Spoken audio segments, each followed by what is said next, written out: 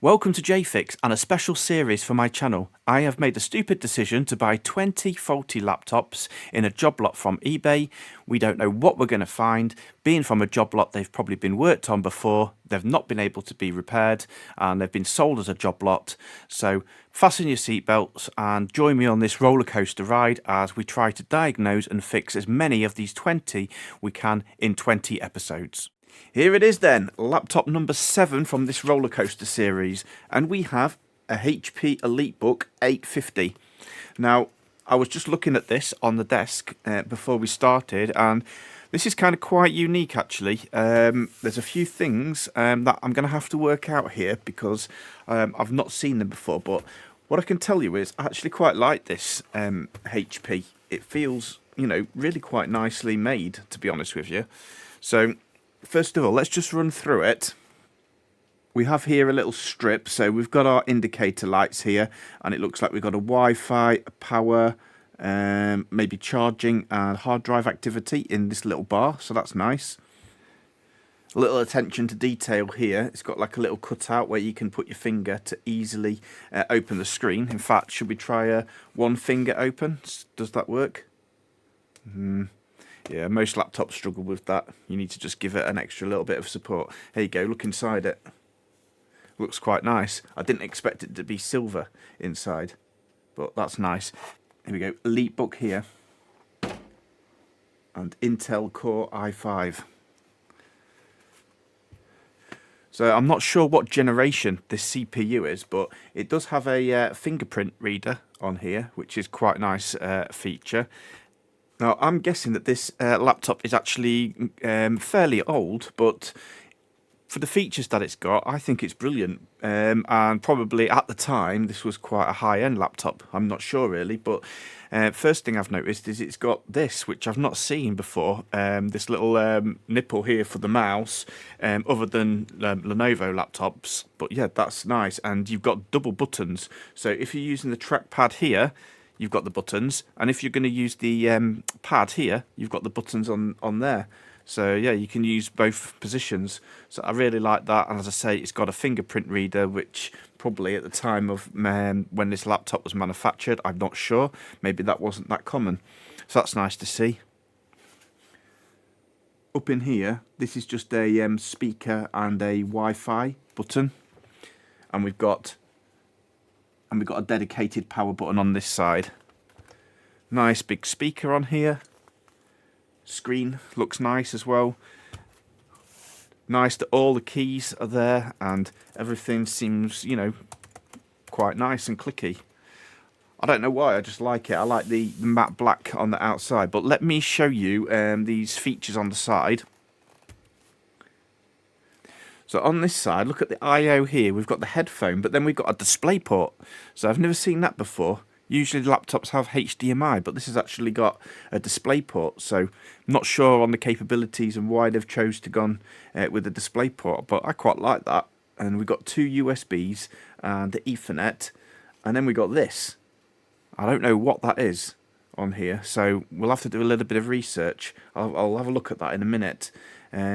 Is it one of those old like PCMCIA or something? PCMICA? I can't remember what they're called. I'll check that in a second. And then we've got the big barrel jack connector on here with the center pin. Yeah, but look at this. You see this here, just underneath these ports, this is SD, and it's actually got a little SD card, full-size SD card reader that goes in there. I'm very pleased to see that the hinges are nicely intact on there. They're not missing their covers, so this seems to be in quite good condition. So as well as that display port, we've also got a VGA port as well. So similar like that Del Vostro we were looking.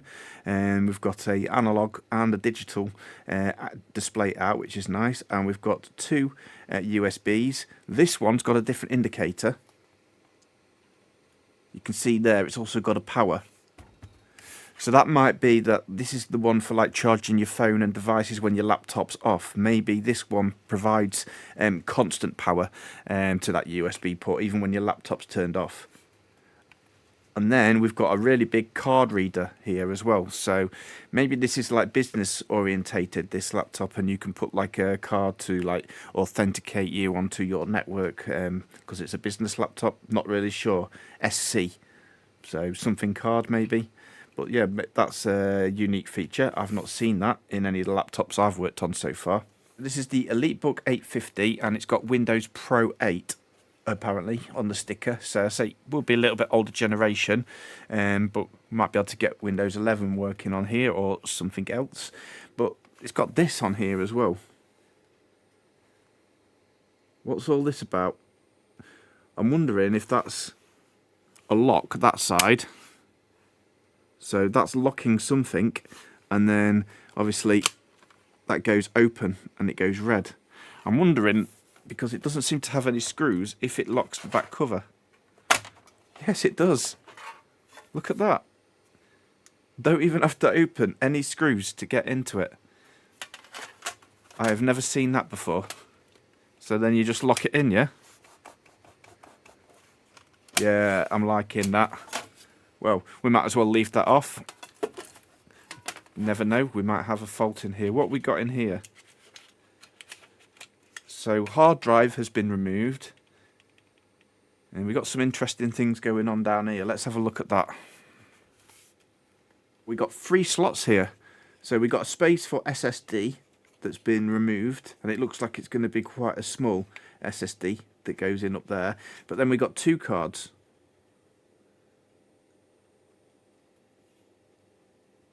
So this one looks like a Wi-Fi card, but we've actually got a LTE module as well. So we should be able to put a SIM card in this laptop somewhere.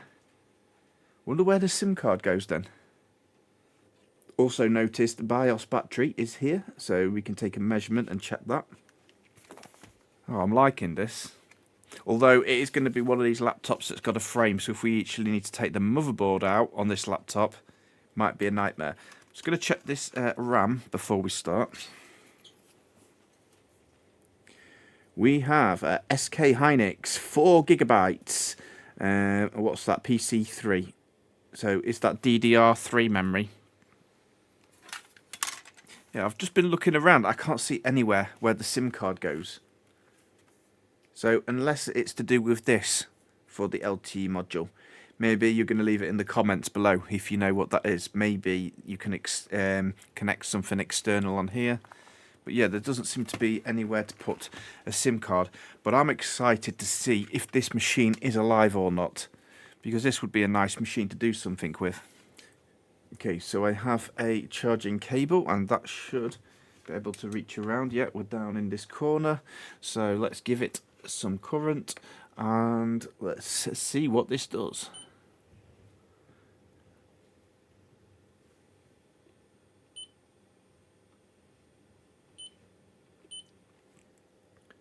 Right, I've set my power supply for 3 amps, so keep an eye up here in the corner, and let's see what this does. Plugging in now. Okay, we've got 10, 300, 500. If something's happening, we've got a Wi-Fi light and a HP logo. Here we go then. Here we go. So yeah, the CMOS has been reset, as you can see on here. Please check your BIOS settings if they've changed and enter to reboot the system. Keyboard's responding. So we're greeted with a HP, and I think it's probably going to shut down because it's got no boot device, or give us a no boot device warning. Now, judging from how this Joblot's going, we're getting a lot of working laptops, and not many are faulty compared to what I thought it would. Here we go, yeah.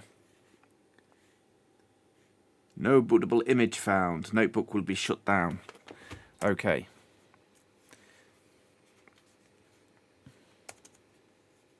Oh.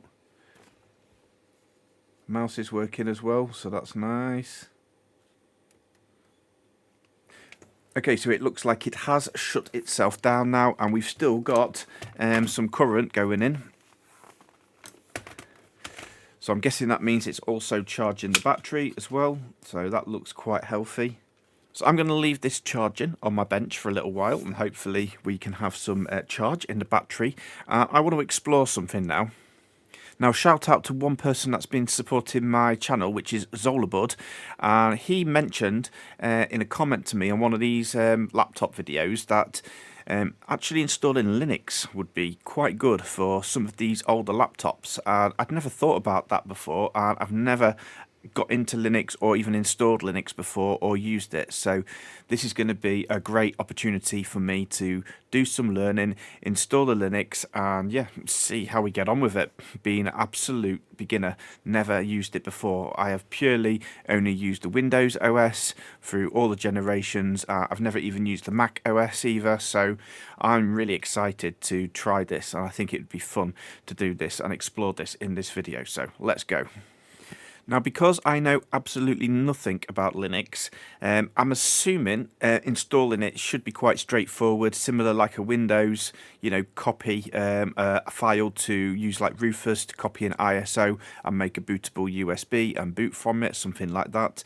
But there's so many different distros out there, and so I don't really know which one I should be using, or what's best for the beginner. So let us bring up the old Gemini window. Here we go, and let's do a little bit of research together to see what Gemini suggests we do. So let's present it with a bit of a question. I am new to using Linux, and I am looking for the best distro to install as a first time user. I think that should be enough. Okay, here we go. See what she says. Okay, so apparently it's a fantastic decision, so thanks to Joblot. Welcome to the world of Linux. So for a first-time user, the key is to choose a distribution or distro that's user-friendly, has a large community for support, and generally just works out the box. Okay.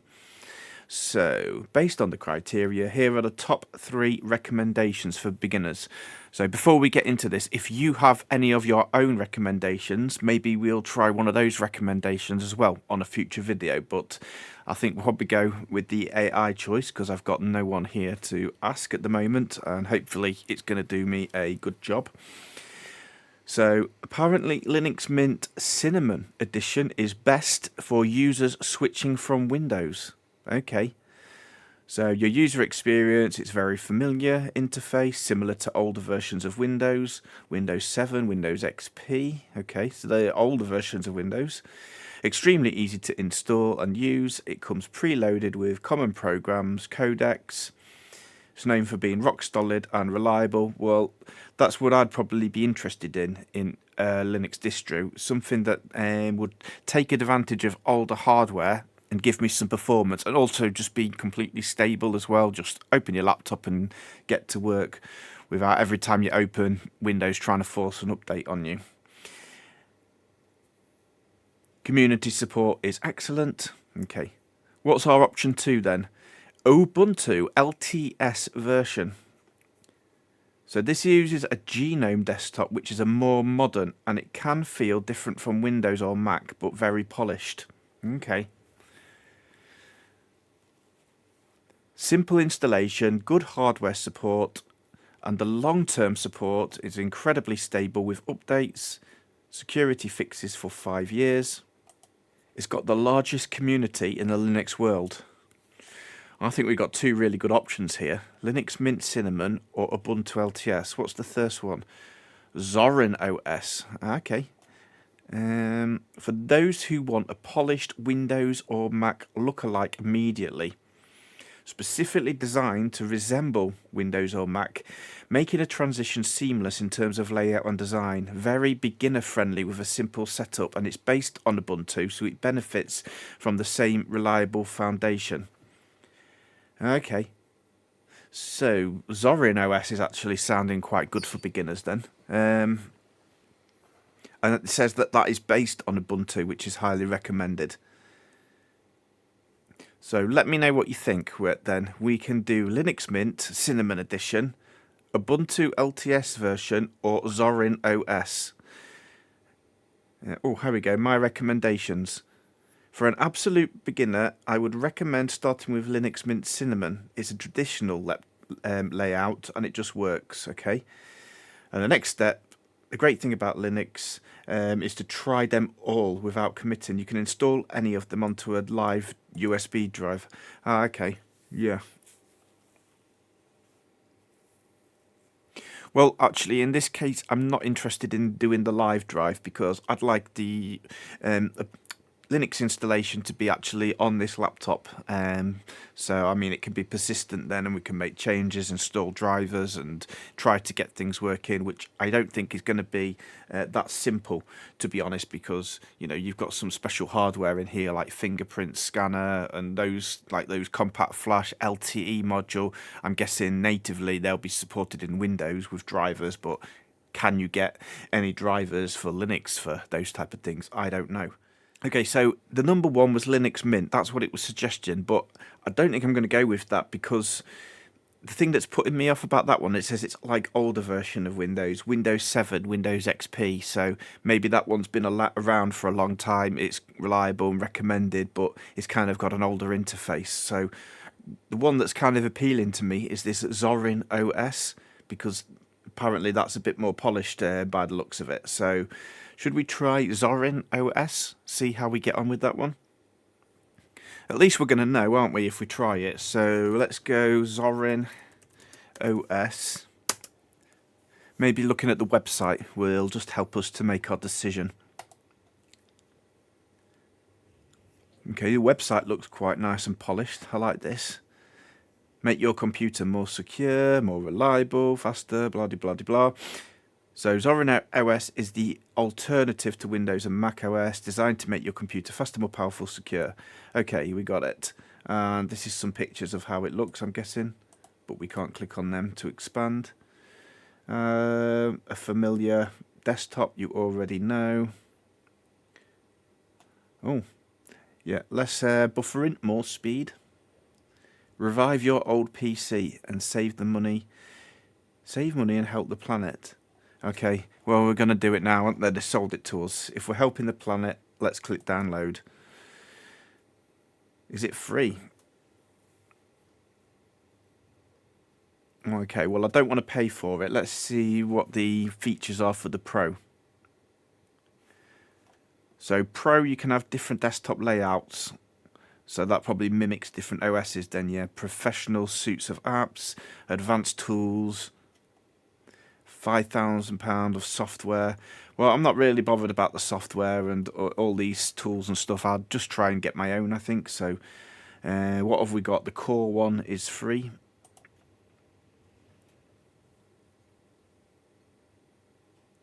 Subscribe. Not for now. Skip to download. Let's see what file size we're on then. Don't think it even tells us. We'll have a look once it's downloaded. How to install Zorin OS? Step-by-step guide. So you've got a flash drive that we need 4 gig. So I'll prepare one of those in a minute. That's no problem. For Core and Lite. Download your ISO file, which we're doing now. Create a bootable drive.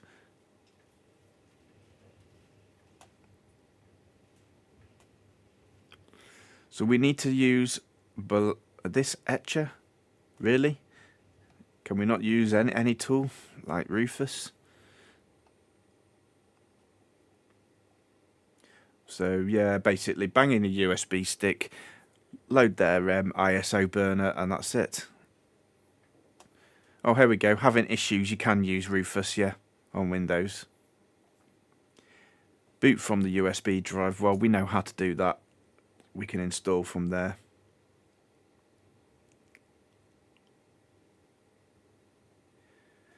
If your computer's got a modern graphics card, then you can try and install Zorin OS NVIDIA drivers. Well, this is just a laptop, basic laptop. I don't think it has a external GPU in there.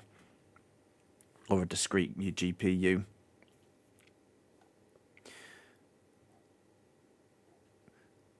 Well, to be honest with you, I'm not really interested to read the install, because if an OS is good, for me, it should be able to be quite self-explanatory when you install it, you know, at least to get it on there. I don't want to be doing command lines and things to install it. It should be quite straightforward if they want it to be, you know, a replacement for Windows, something that people can use, something that's accessible. Once it is installed, then great, we might be able to bring up a terminal and, you know, try and learn a few useful commands in Linux to try and experiment with them, because I've only used Windows terminals. I've never used the Linux one, so I am interested to try that out. You know, maybe installing some packages of some kind. Don't know. We'll have to have a look what we can do with Linux that we can't do with Windows. So by the way, I haven't got any NVMEs that fit into this slot here, because it needs like the weird half-size ones, not the really small ones. Like these ones that I've got here, because the post is there, it's the middle ones. I think I do have one of them actually here, but yeah. This one, I don't know if it's good or not. I don't think it is. So I'm going to just put in a normal SSD. I've got this 240 gig Western Digital green. So some laptops for the SSD have like a cable that plugs into the motherboard, and then like a little cable you install. But this actually is like, you know, almost attached to the motherboard. You can probably see it down there, that we're going to connect the drive in like that. So let's put it in its caddy.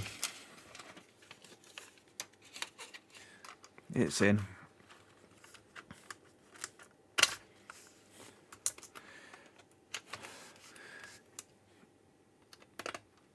And like that, we are installed. And again, I love this feature. Let's have a go with this cover again. Yes. All locked in. Yeah, I really like that. Okay, we'll give it a bit of juice, and let me see how this download is going. Have we finished our download? And the answer is no, still 300 meg remaining. Right, I'll turn off the camera for a bit and have a little drink, and we'll come back when this download has finished. I've got a 16 gig here. Okay, we're ready for Zorin.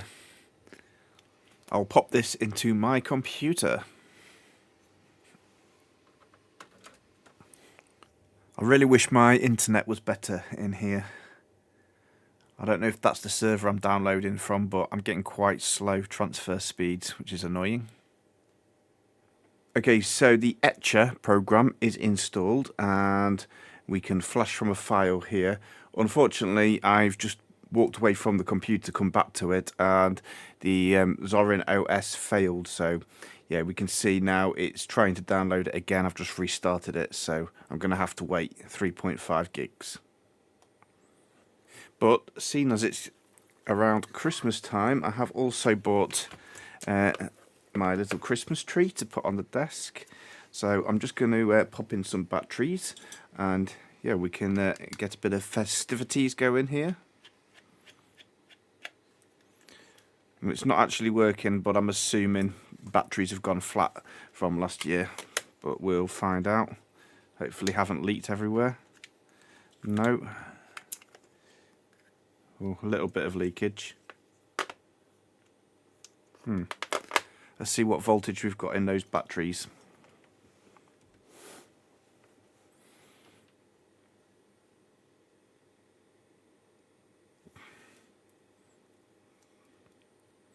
So we got 0.7, yeah, that's flat.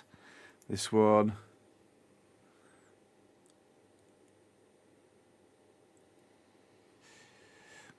this one, oh, 0.4, definitely flat. And the last one, 0. That's dead. But we do have some more, luckily.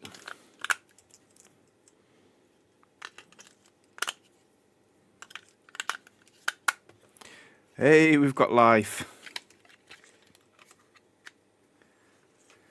So it looks like Christmas will be happening this year. There we go. Very pretty. So let's pop that over there. Okay then, it's a week later for me. I'll tell you why in a second, but I've scrapped the USB stick that I was making here. The file has successfully downloaded, and yeah, I got distracted by that Etcher program that it was recommending me to download, but I thought actually easier way is I'll just drag and drop it onto my Medicat and I can launch the ISO from this drive, so that'll be easier. So I'll still have it available if we want to install that, and I can also load it up with some other distros. You know, maybe we'll try the Mint Cinnamon edition as well at a later point. So yeah, we can have as many as we want on this one, so instead of having, you know, 20 USB sticks. And the reason I had to wait a little while, as we already discussed, this laptop's actually got a display port on there, and I wanted to try and capture the screen. Obviously I've only got a HDMI cable to my capture card, so I have also bought and waited for this adapter to arrive. So we've got a HDMI output and it can go into the display port in the side of the laptop. So it'll be nice to see if this adapter is working, and then we'll be able to capture what we're doing on this USB stick. So let's just try that first and see if we can get any display out on this machine at all. What I'll do is I'll pop my USB tester, the CMI one, in there and just see if we get any lights on this display port. Display port here, so let's connect with my adapter. Oh, we actually have output LEDs straight away, so it looks like we do have a HDMI. Okay then, so let me remove the HDMI tester. Right, I have a HDMI to my capture card here. Right, I'll plug this in and I'll switch my scene in a minute.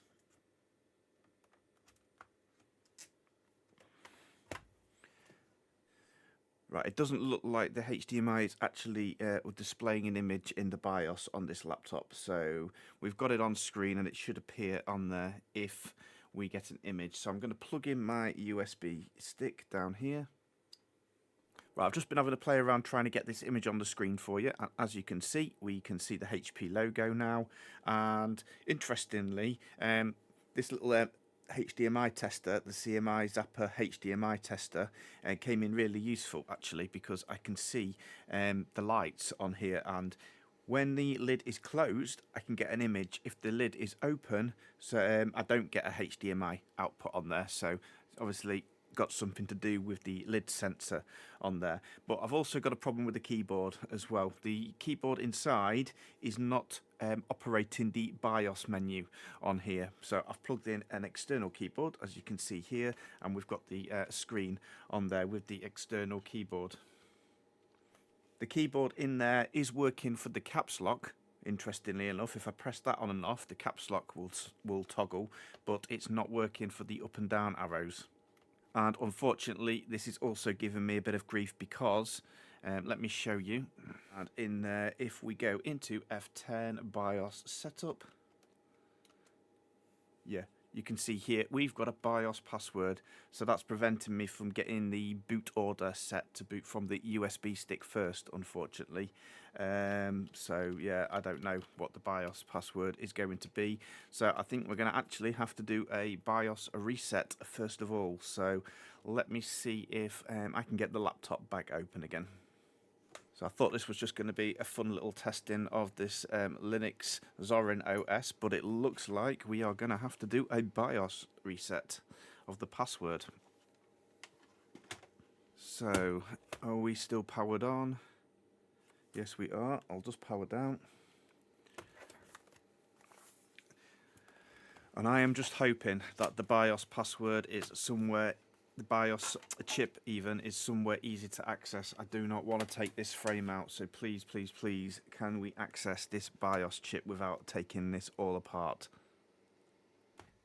Do you know what? We might be in luck. Let me see if I can zoom in. I think the BIOS is actually under here.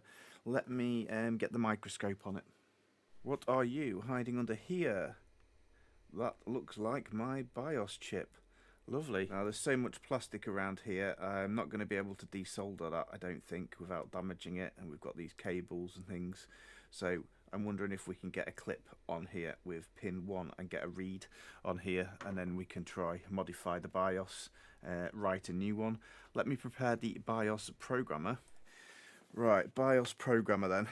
The only problem I have is I just never seem to have good luck with the clip.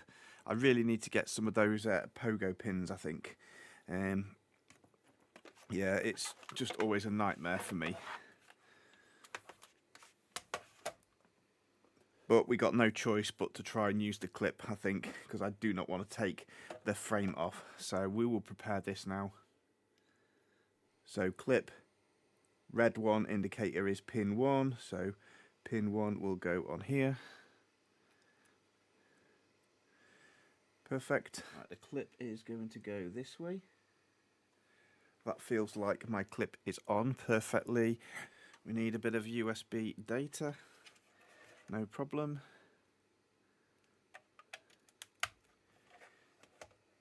Perfect. We have a status light.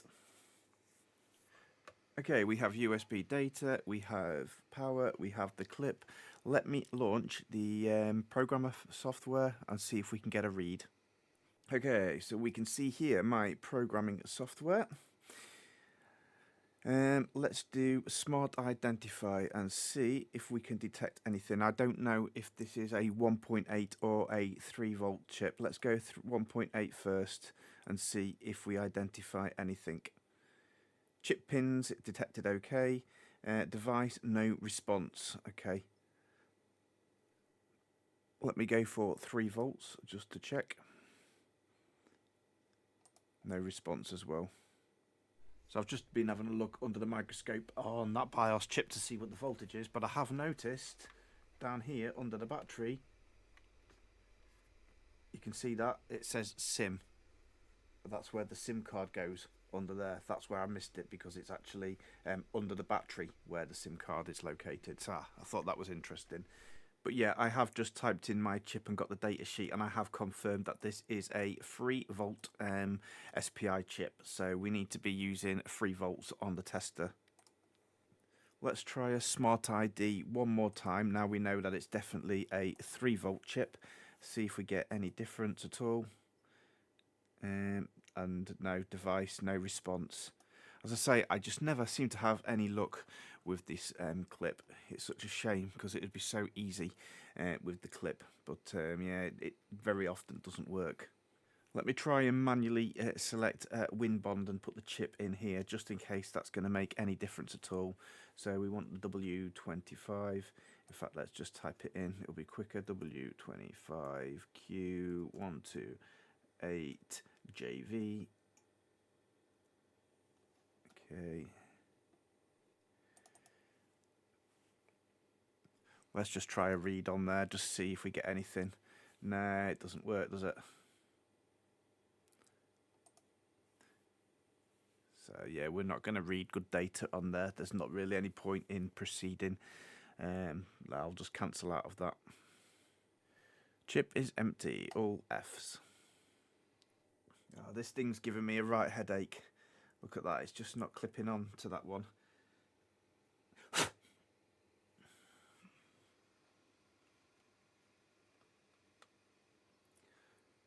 Come on. Just identify my chip.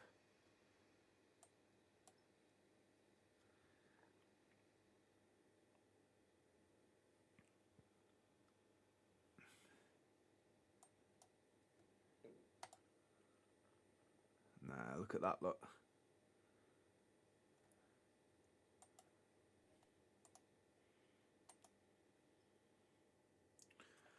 Wow. I managed to get it working. Did you see that? It looks crooked on the thing, but it's actually working now.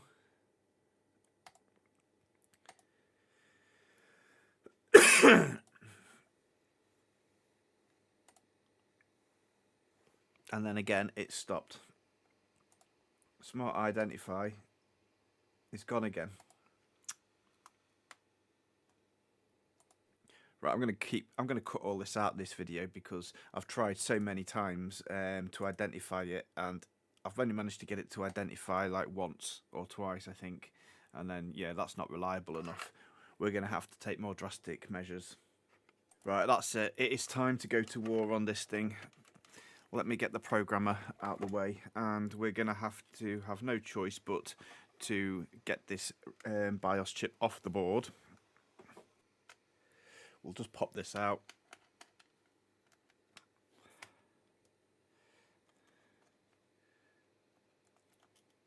Alright, here it comes.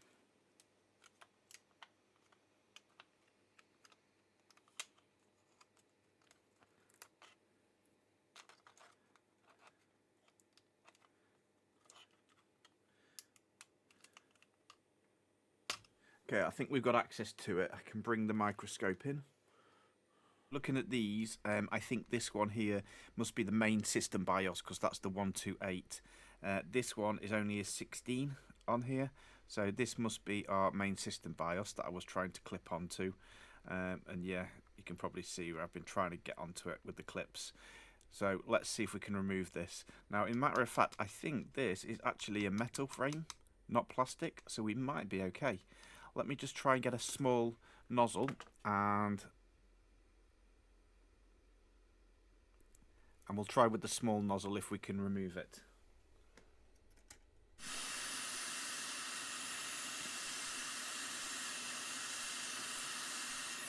It's out. We have a very nice BIOS chip. Let's get rid of this stupid clip then. On my sockets, I have just marked with a white marker where pin 1 is, just to make it easier to place these in the socket. So push it down.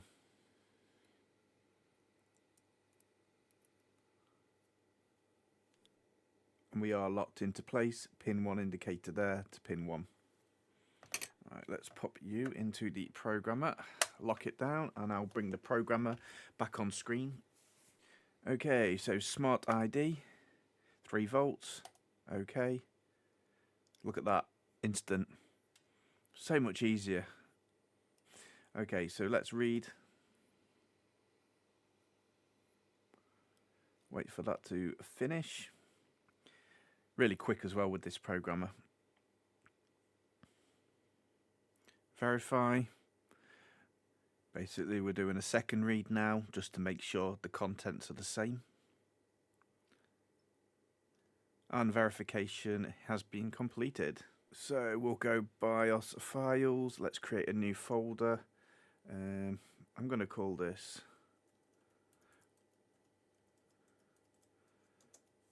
Rollercoaster 7, and we'll save it in there. And we'll save it in there, and we'll call it original.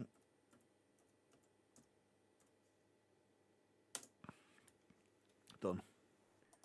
So we see in the file size 16384, that looks fine. Okay, now I don't want to make this video too much about editing this BIOS because I want the focus of this video to be the Linux. So let me just get this sorted, this BIOS file, get the password removed, and we'll get a clean BIOS on there to write. Right, okay, I've just used the RC unlocker tool, version 1.0, and put my bin file into here, and it looks like it should have done it. It says HP logo return to default. After entering the BIOS, reset security settings to default. Okay, so we'll have to do that. And it's recognised the model, so this is apparently the G1, HP EliteBook 850 G1, so that must be the original one. And you can see my serial number information on here, and it says unlock finished, and it has created us a new file. On here you can see my original file, and it's created an unlocked one. So let's try and copy that unlocked file over to the BIOS chip. So we'll go into the programmer and we'll click open, and the unlocked one is here. So let's open the unlocked one. File open error. Okay, it might still be open with the unlocker tool, so let me close the unlocker tool down. Let me try and open again. Unlocked. Yeah, there you go. It's loaded into the buffer. So let's try and write it. And we're away. Let's let this finish writing, and then we will also, of course, verify that to make sure. I didn't erase the chip first. I think, yeah, it did auto erasing, so it's going to blank out the chip and then write to it, and then we'll verify it. So yeah, I don't understand exactly, but what I have seen is comparing the files. We've got different data here. So where it says HP BIOS user, we've got some different data underneath, and we've also got a HP BIOS admin as well with some different information. So I'm guessing that's the password information that it's changed in here, BIOS admin and BIOS user. So hopefully we've got a successful password change here. So just to confirm, it did write successfully, and it did a verify as well, and it verified successfully. So we've got a new modified BIOS on there, hopefully, without the password now. So we are all looking good. Let's now solder that BIOS chip back on and see if we can get into the menu. Right, BIOS chip, out you come. We did start getting a bit of melting on this plastic here, but it's just a bit of plastic. It's not service affecting. I think it'd make sense to wick away here and add a bit of fresh solder because it looks a bit gunked up here. So let's do that.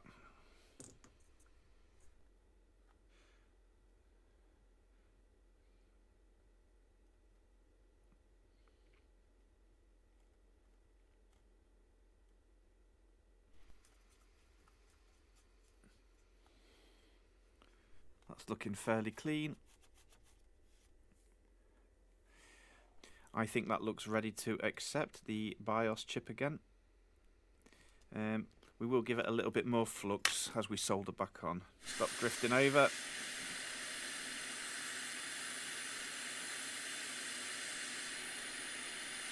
Right, tell me when you think it's good.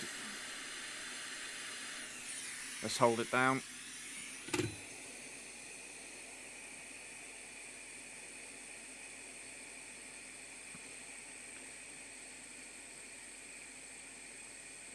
I think we've got it. Those pins seem to be solid. There we go. Yeah, I'll take that as a win. Probably not the best job in the world, but looks alright to me.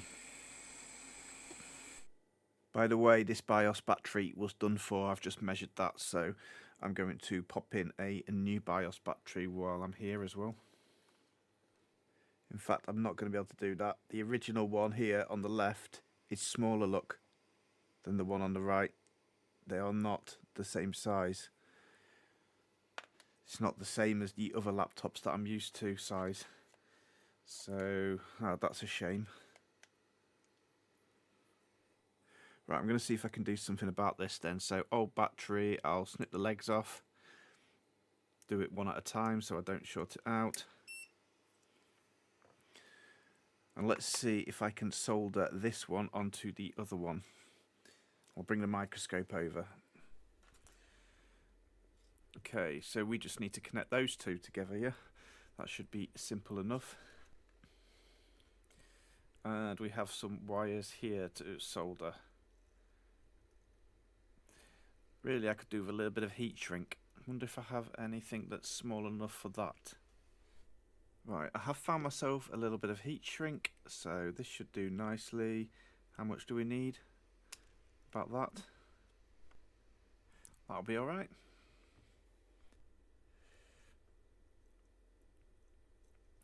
Right, let's sleeve these then. I'll try and move them far down as possible so they don't melt.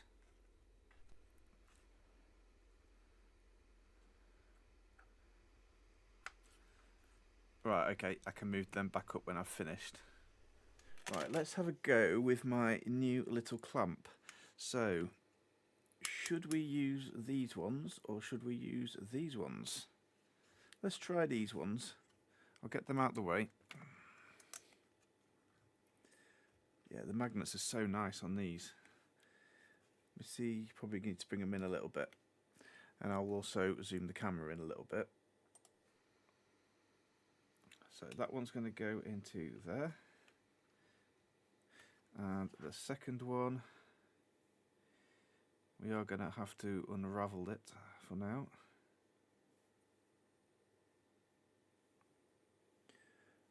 I love doing stuff like this. Okay, so now we should just be able to bring them together with the clamp. Okay, let's see how that looks under the microscope. I've just taken the other one out of the clamp for a second because I do want to just try tinning them first. I think that will make it easier.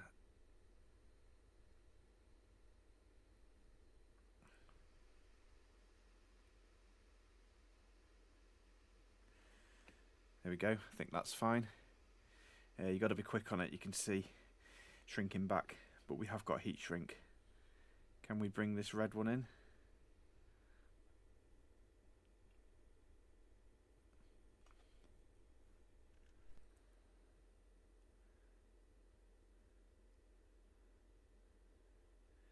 Bit dirty that, let me clean the tip.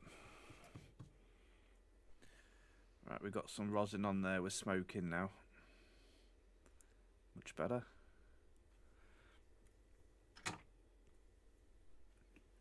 Right, okay, so we should be able to line them up now, and if I rotate this, we can get a perfect alignment. Move the black one out of the way. Yeah, I think they will solder together nicely.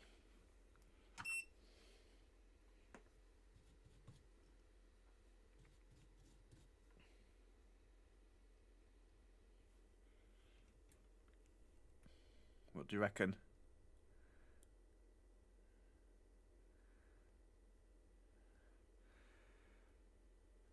I'd call that a job well done.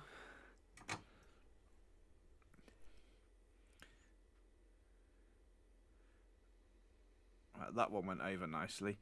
I'll have to just sort this one out off camera. Right, here we go. Let's shrink those down.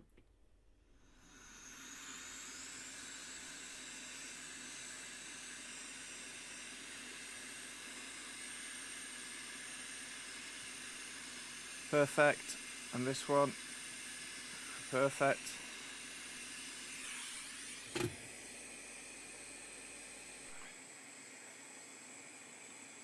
Right. That's a 1 HP battery.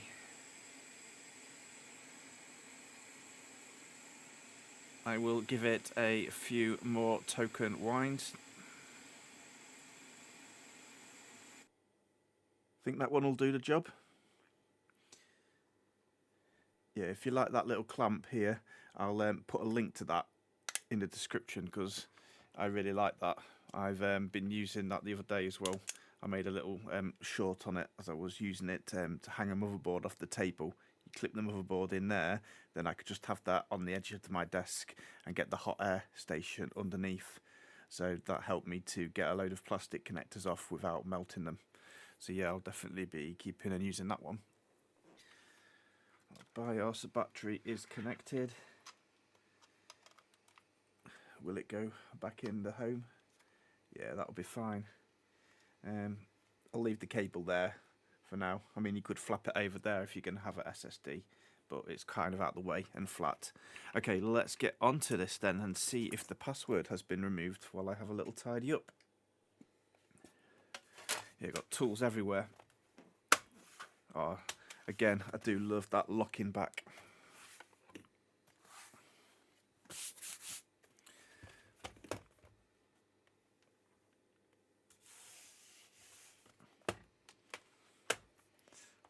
Okay, laptop is powering on. Keyboard is connected. We can see the screen. Let's go escape for the startup menu. And BIOS setup, F10. So, okay, we have got a different option. Log in as a guest user. I don't think we want to log in as a guest. Yeah, we want to log in as an admin. So, user. Something's definitely changed here. Let's go password.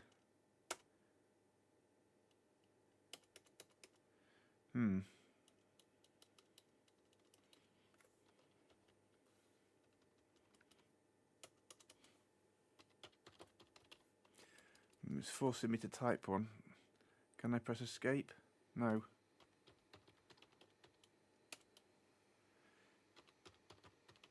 Maybe we're setting one up.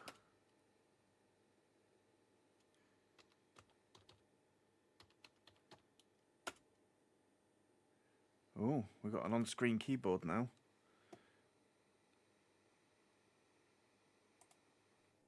Let's try it one more time.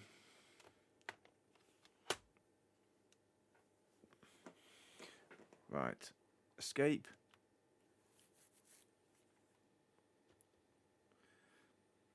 Let's go F10 BIOS setup again. So let's see if the guest user will work. Oh, here we go. We've got a BIOS. Ah. So it did say about resetting the BIOS security to factory default. So let's press enter on there.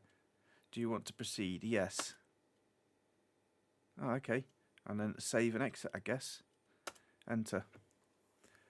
Save changes. So yeah, maybe that's what we needed to do. Let's try one more time, going into BIOS.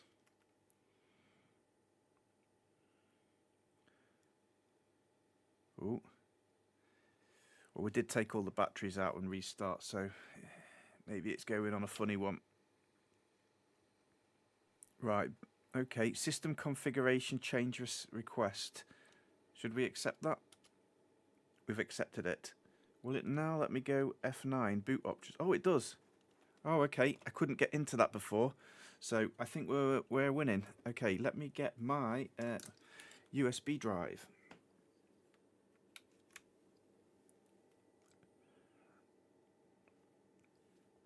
Okay, the USB drive wasn't in the laptop when I started, so I think we'll probably have to go and detect it again. Might need a restart. Let me go F9 again.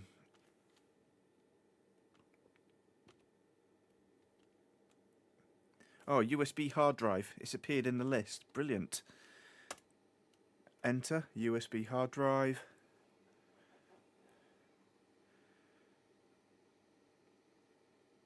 Ventoy, scanning files. Yes, we win in. Okay, so that did the BIOS password recovery. It reset it nicely. Happy about that.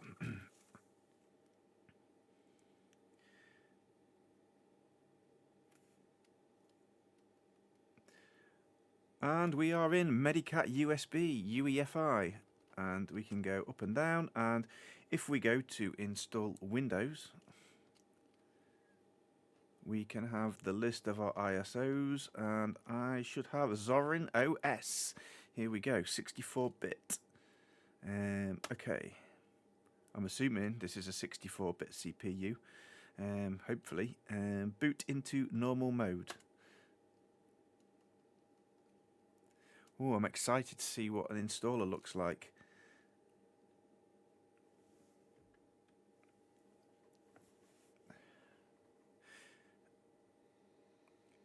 Okay, so basic menus, try and install Zorin OS.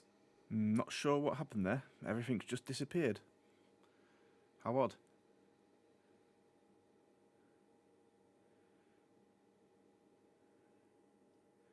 Ooh, very strange.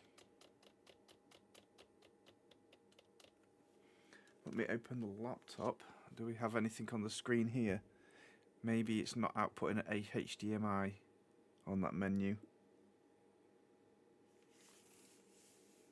Oh, we're typing. Oh, hang on a minute. Maybe there's a problem with the keyboard. Maybe one of those buttons are stuck. Okay, well, we're doing stuff. Hopefully that's not going to interrupt if I close the lid. No. Checking MD5 sums. 9%, 10%. It's incrementing.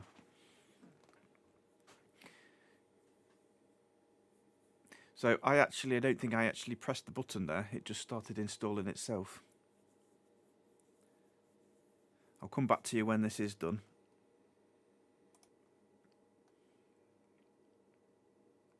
It does let you click Control-C to cancel the file system check, but we might as well check the integrity of our download and ISO file.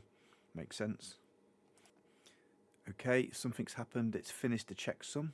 We've got a Z logo glowing away. This is looking... oh, we're rebooting. So, is it going to ask me to do any install options? Zorin. That's a nice little intro.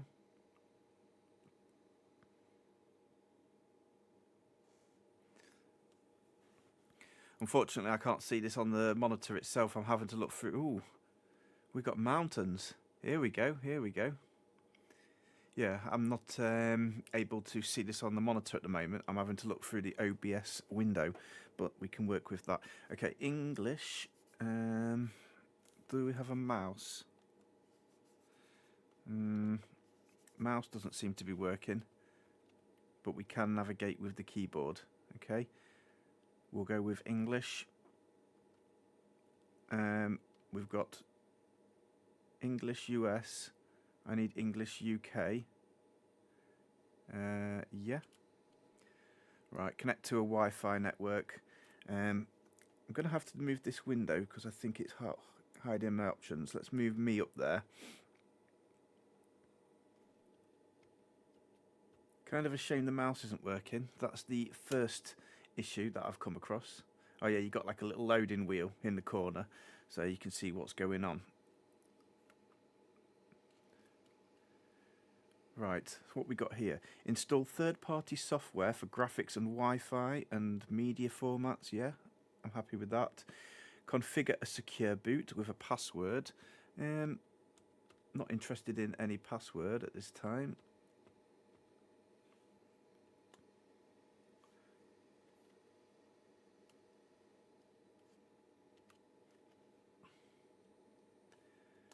Right, let's get rid of that. Don't participate in the census. The census let the Zorin OS developers count the number of users. Alright, we'll opt out of that. Continue. You'd think the first thing it would ask me is which drive we're going to be installed into.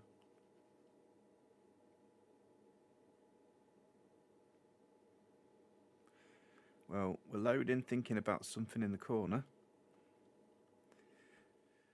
Okay, here we go then. Installation type. Erase a disk and install Zorin OS. It's going to delete your programs, documents, blah de blah de blah. And advanced features. Should we explore the advanced features? Use LVM with the new Zorin installation. So encrypt for security. So that's some kind of encryption, yeah? Well, not bothered about encrypting anything. Let's just continue. And now it's going to ask me. So yeah, we've got our Type C. No, we definitely don't want to do that one. 240 gigabyte. Perfect.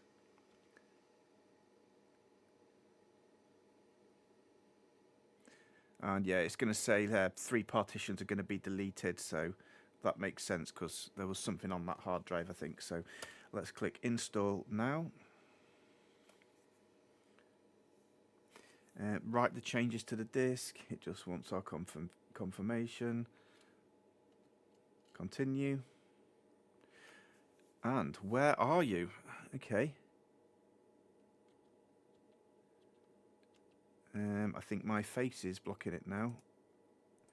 Let's go under the keyboard. Okay, so we can select in here, can we? Oh, it's getting us to write it, is it? There we go, United Kingdom.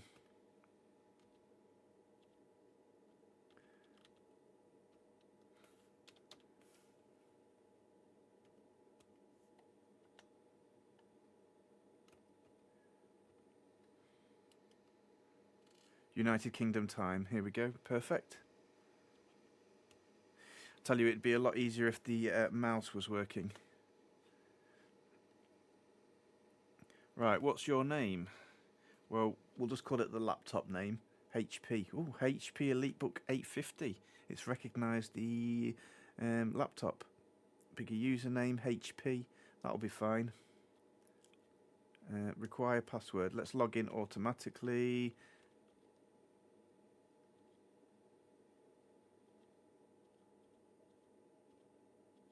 Right, it's forcing us to create a password.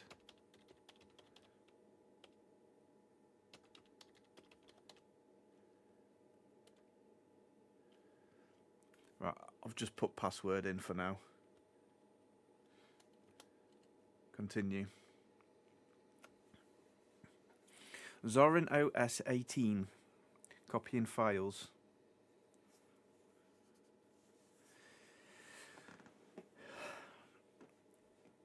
Well, I'll skip through this for you, but I'm going to stick around and just see if anything interesting appears on the screen.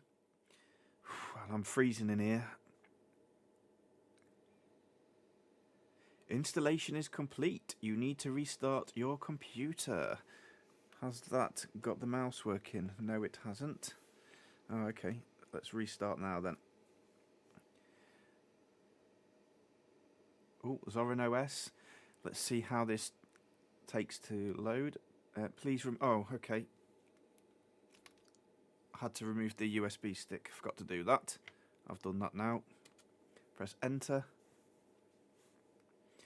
Yeah, I thought that thing coming across the there was like keyboard presses, but maybe that's just part of the installer that was doing that. I wondered if the keyboard was faulty in here. Maybe it was pressing keys. HP and Zorin.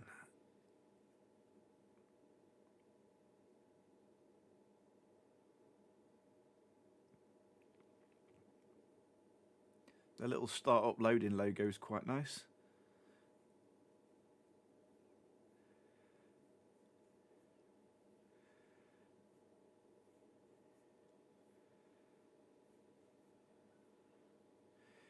Here we go, we got a desktop.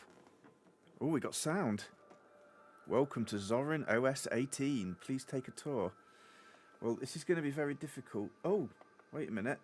The mouse click is working, but the trackpad isn't moving. Right, I'm not going to be able to do this unless I can get a mouse working.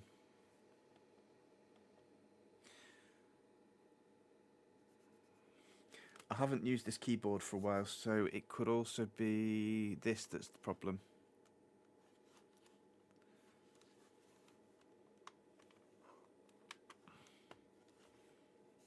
Oh, here we go. Just needed a restart. My keyboard's working. Lovely. Okay. So I guess we should take a tour, yeah? Right, I've moved my cameras out the way, so I think we can start tour. Let's see what we're gonna... Right, open the menu to launch apps. So basically a start menu, by the looks of it. Choose the look of your desktop with Zorin appearance. We can launch it now. Let's just keep going through them and we can explore those ourselves. Connect your online accounts. Link your phone and the computer. Use software to find and install apps. So it's got like a little app store, is it maybe? That's it. We hope you enjoy. Me too. I have to say, I like the mountain. So let me just go right click. Display settings. I'm just looking for the resolution. Here we go. So this seems quite intuitive straight away. So we've got 1080 by 720. Now I've not even got the screen open. I wonder if I can see it on here at the same time as OBS now. Yes, I can. Right, that's going to be better for me. So I haven't got that. It looks like it's set up a dual screen. Right, is the laptop keyboard working? Yes, it is. And the laptop mouse is also working. So we've got dual displays. What I'll try and do then is set up a single one. So primary display is built-in display. And can we mirror it? Orientation landscape. Okay. Apply. Keep changes. Right, that's perfect. So you can see what I can see now. Now, I don't know what the native resolution is for this monitor. That's what it's selected, and it seems to be the highest, 1366 by 768. So we'll stay on that there. Okay, we're getting serious now then. What should we try? Now, first of all, I guess we want to see, have we got all of our devices detected? Is there a device manager? So here's our start menu. Looks pretty much like you'd expect on a Windows desktop. Let's go into settings.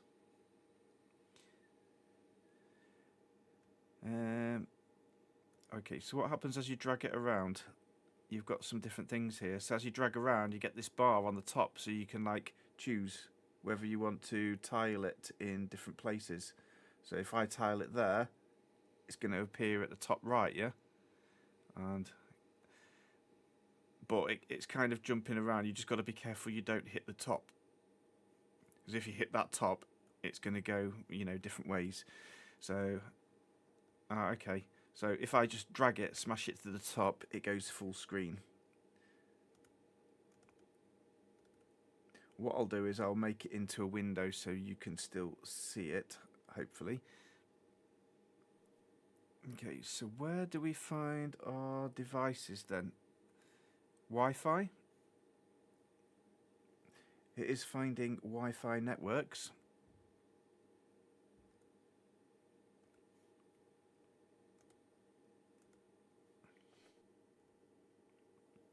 Right, I have just connected it to my Wi-Fi network.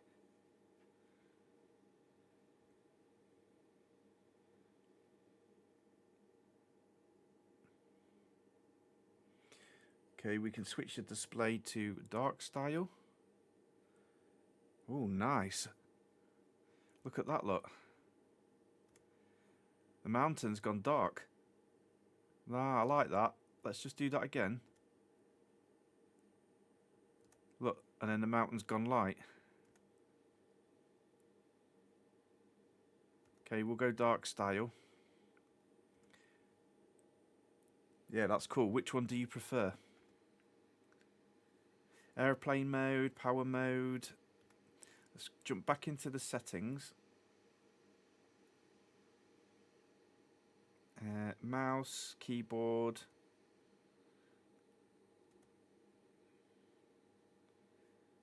Each device needs a color profile, printers, online accounts, so we could sign in with anything there. System, here we go. Remote desktops, software updates. Shall we see if there's any updates available?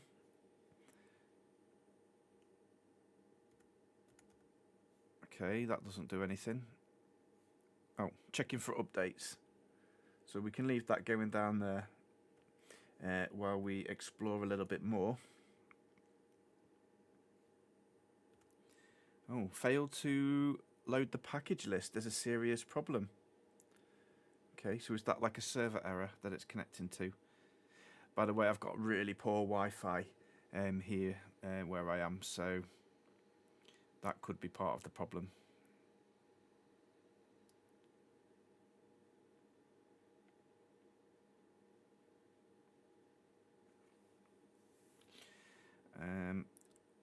Okay, so there are updates. 395 will be downloaded.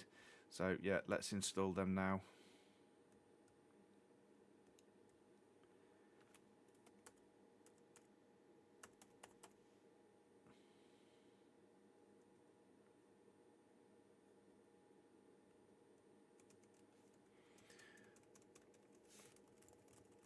Right, there is something wrong with this keyboard. Look, I'm pressing backspace and it's not deleting anything. There is still an issue with this laptop. Let me switch over to this one. Look, backspace is working fine. So is that just one key? So the password would password P A A, yeah, A is not working, look. But the P was. Yeah, so there is a problem with this laptop with the keyboard. Okay, I'll look at that issue another time. I'm just going to have to continue with this because I want to dive into this OS password.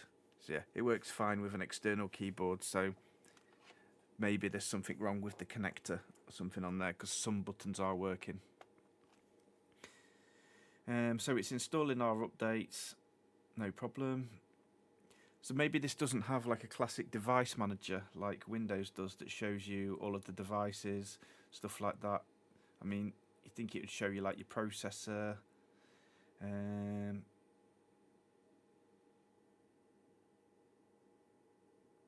Yeah, I can't find anything like that. There's power. Okay, battery level, that's good. So we are charging the battery 64%.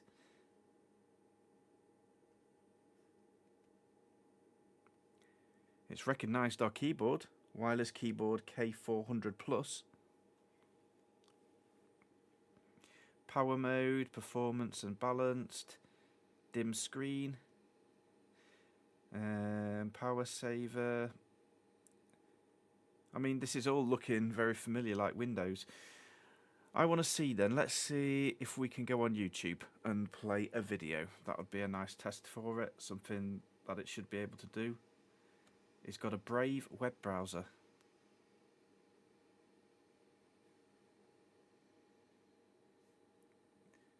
I've never heard of Brave web browser before. And what's this? It's asking me to choose a password for new keyring. An application wants to create a new keyring called default keyring. Can I continue without a password? Okay. So maybe you can secure applications. Brave.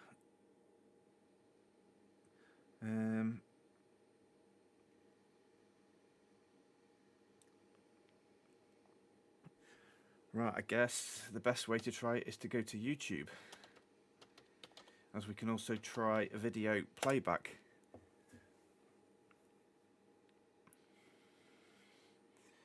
YouTube. Brave Shield blocked one tracker. So what's you blocking? Ads and more blocked from YouTube. Okay. So I guess we're going to search for JFix. Not sure who he is. Oh, we're playing video. We're playing video. We've got my video. Welcome to JFix. Thanks for tuning into my channel. Okay. Show you as well. So this is. I'm going to mute it. This is working quite well. What resolution is this then? So that's 480. Let me go 1440p. Wonder if this laptop can handle that. I very much doubt it.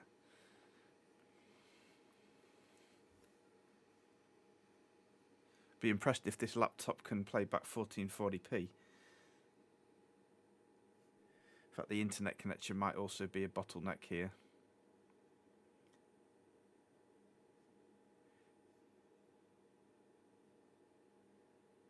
Yeah. It's like running in slow-mo. I think that's the performance of the machine that can't handle that. It's asking a bit too much. Let me go to 720. See how it gets on with 720p. Alright, okay, we're a bit smoother at 720. Let's go full screen.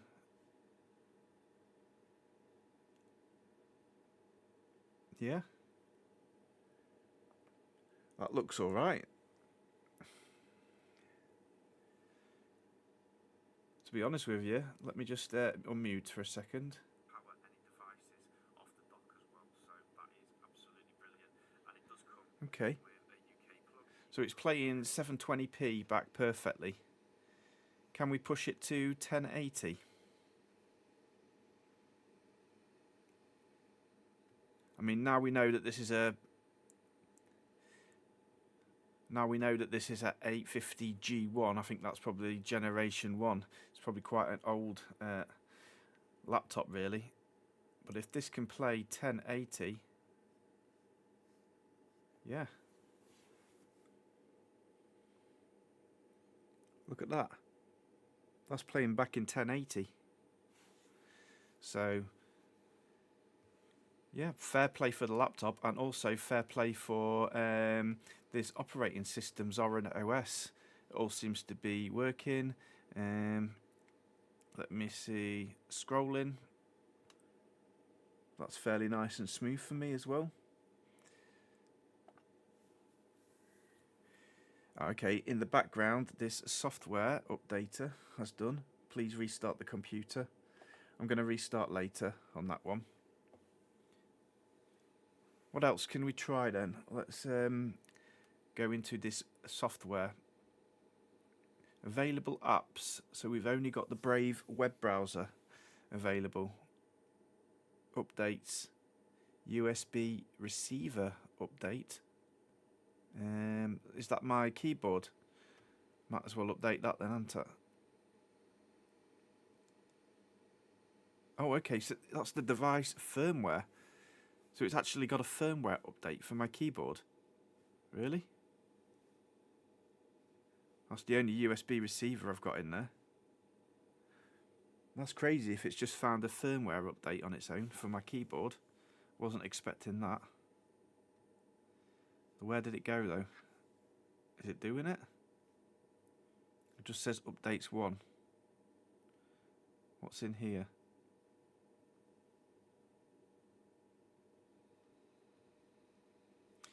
It might have stopped doing anything because installed apps. Oh, okay, so they're the things we've already got on here.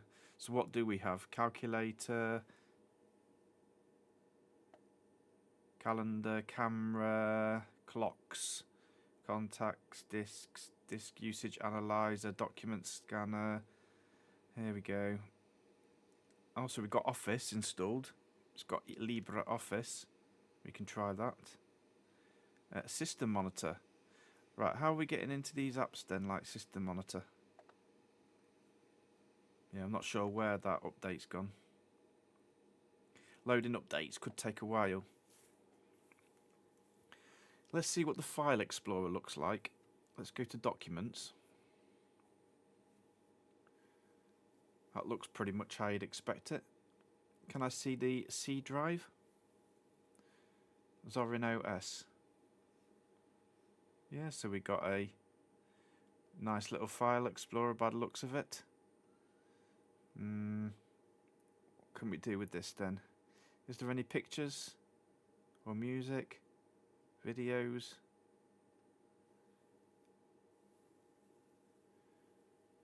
We've got no files at all.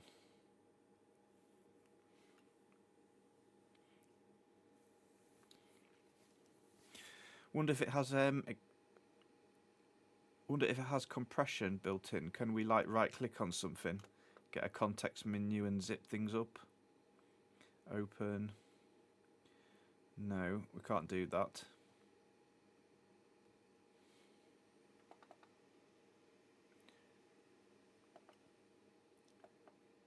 Everything's up to date, so I'm wondering if that's did update my keyboard or not.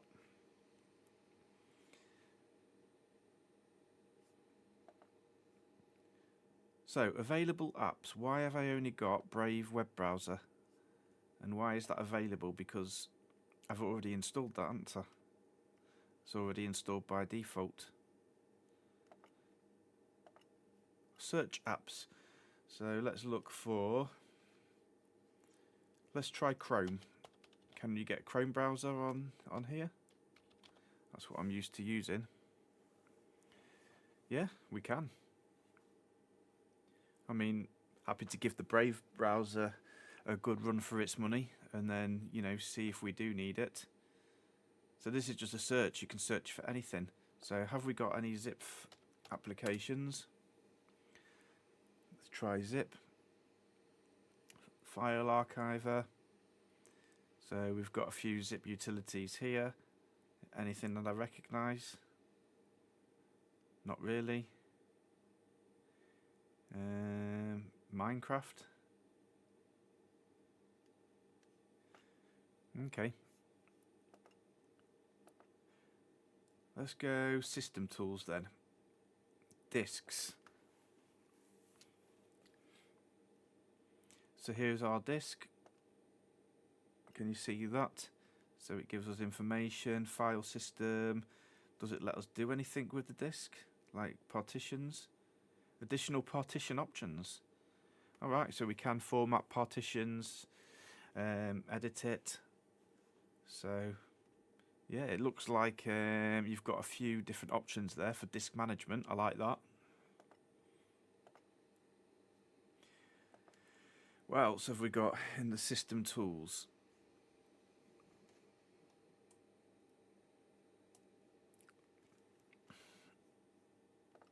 What else have we got in these system tools? So we've done disks, blah de blah de blah. Software, I think we've already been on. System monitor, here we go. So let's have a look at the performance of this machine. Hopefully we can get some information on there. Okay, so that's my, they're the processes here. So that's a process manager. Resources. CPU. So we've got 4 cores, yeah? And the activity. So on idle, when we're not doing really anything, it looks like CPU 4 is the highest, and these ones, there's not much load on there. That looks good. Memory, 1.6 gig used of 4 gig. So that's not too bad, is it? Network information and disk information. So hopefully this isn't a very resource hungry operating system. That's the whole point of this. And to be honest with you, it does feel quite snappy.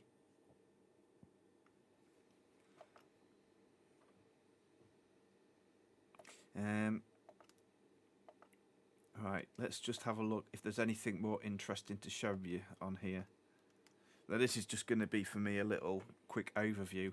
I'm probably going to take this laptop in the house and have a proper go with this and see, you know, put it through its paces, see if I can find any software.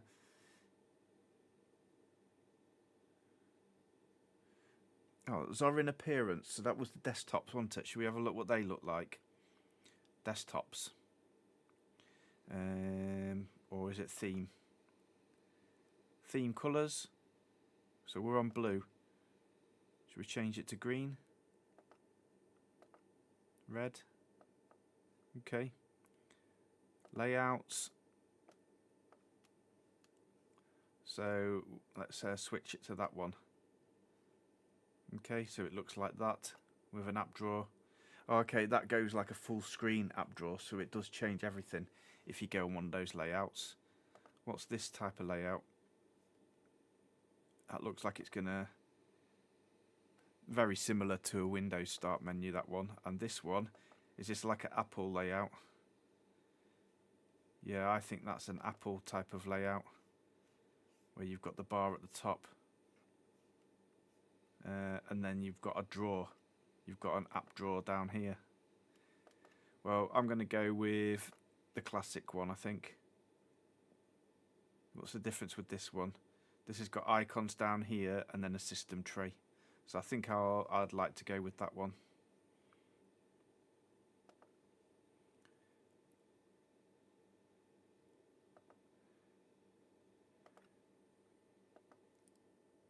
And I'll go with the blue theme because I quite like that.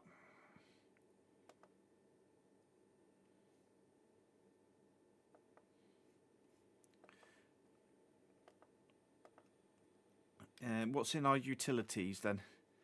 So we've got disk usage, disks again, calculator, documents, fonts.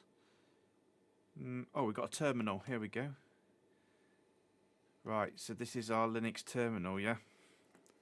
So I have no idea of any commands that we can use in a Linux terminal.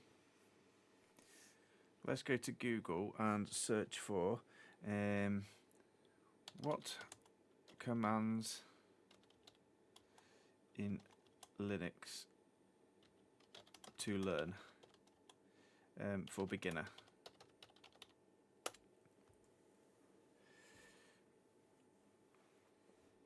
Okay, we've got Learn Linux Fast, 30 commands with beginners, with a cheat sheet. See if there's anything interesting in here. 30 commands for beginners. Where's our first command then? Or is this just going to be a video?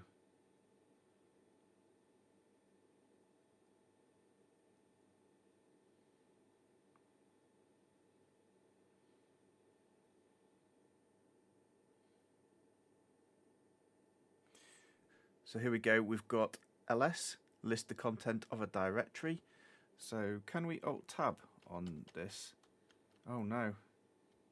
You can't use Alt-Tab. That's strange. So maybe that's not a thing. So if we go ls here, desktop documents, downloads, music, pictures, so it's listed all the folders that we've got on here. Okay, what other things have we got? Clear the terminal. Clear. Okay, that's simple.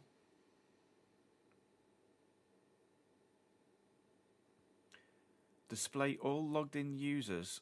Who? / who am I? Who? Okay, login screen. So what about who am I?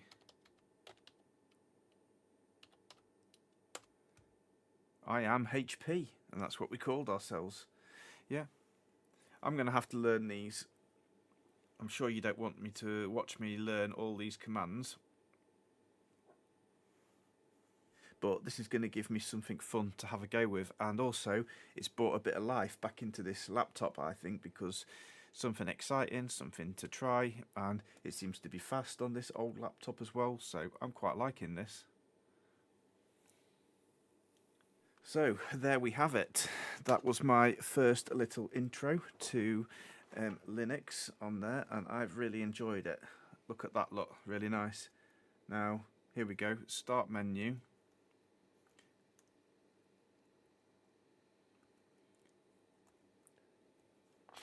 So here we go. What about this keyboard then? So the start is working. Let me go tab. Alt-Tab we said doesn't work on here, yeah? Start menu's working. Caps lock's working with a light.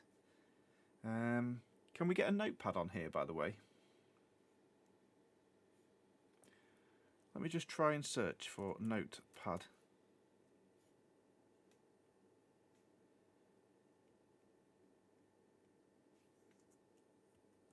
Yeah, so backspace doesn't work. T didn't work. E didn't work, but P did work.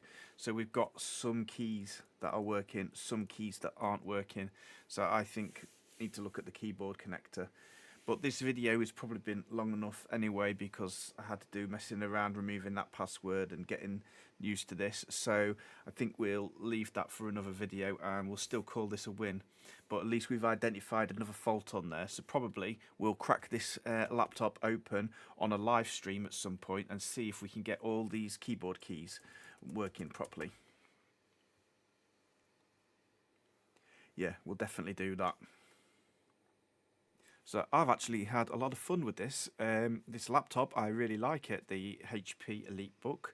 It's quite a nice machine, and you know, it seems to pair very nicely with this Zorin OS so far. So thank you, Zoblot, for recommending that I try. I know you did mention the Linux Mint Cinnamon, so maybe we'll also give that one a go, because now I've tried this one, we can compare the differences. But I'd like a bit of time to play with this offline, off the camera, and see if we can find anything else that you know, we can't get working, and try.